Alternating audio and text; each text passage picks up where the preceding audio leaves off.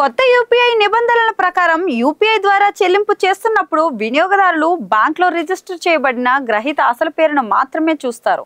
ఇప్పటి వరకు వినియోగదారుల ఫోన్లలో పేరు లేదా మారు పేరు మొదలైనవి కనిపించేవి. ఇప్పుడు ఈ రోజుల్లో చాలా మోసాలు మొబైల్ ఫోన్ల ద్వారా జరుగుతున్నాయి. ప్రతి ఒక్కరి చేతిలో స్మార్ట్ ఫోన్ ఉండడం వల్ల ప్రమాదం రేటు చాలా పెరిగింది. మరీ ముఖ్యంగా స్మార్ట్ ఫోన్లోని యూపీఐ యాప్లు మన చెల్లింపుల వ్యవస్థల్లో ముఖ్యమైన భాగంగా మారాయి.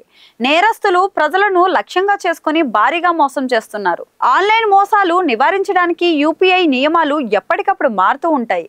ఇప్పుడు కొత్త నియమాలు జూన్ 30న 2025 నుండి అమల్లోకి వస్తాయి. National payments corporation of India NPCI UPI వ్యవస్థలో పెద్ద మార్పు తీసుకురావడానికి సన్నాహాలు చేస్తోంది. ఈ మార్పు జూన్ 30, 2025 నుంచి అమల్లోకి వస్తుంది. భారతదేశం అంతటా డిజిటల్ చెల్లింపులతో భద్రతను మెరుగుపరచుకోవడం ఈ కొత్త నియమం లక్ష్యం. ఇక దీంతో పాటు మోసపూరిత కేసులను అరికట్టాలి.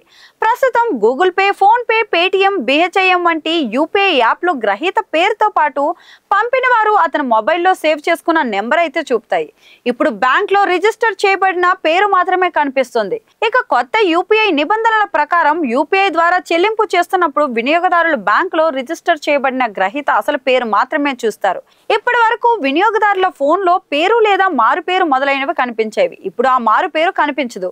మొత్తం మీద జూన్ 30 తర్వాత డబ్బు బదిలీ చేయడానికి ముందు సిస్టమ్ స్వయంచాలకంగా డబ్బును స్వీకరించే వ్యక్తి అధికారిక బ్యాంక్ రిజిస్టర్ పేరు అయితే చూపుతుంది.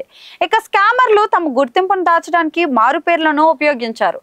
కానీ ఇప్పుడు ఈ నియమాన్ని మారుస్తున్నారు. తద్వారా యూపీఐ ద్వారా జరిగే మోసాలను అరికట్టవచ్చు. ఈ నియమం 2 రకాల లావాదేవీలకు వర్తిస్తుంది. ఈ నియమం వ్యక్తి నుంచి వ్యక్తికి అంటే P2P అంటే ఒక వినియోగదారు నుంచి మరొక వినియోగదారుడికి పంపే డబ్బుకైతే వర్తిస్తుంది. ఈ నియమం వ్యక్తి నుండి వ్యాపారికి అంటే P2M అంటే వ్యాపారాలు, దుకాణాలు లేక కేఫ్లకు చేసే చెల్లింపులకు కూడా వర్తిస్తుంది.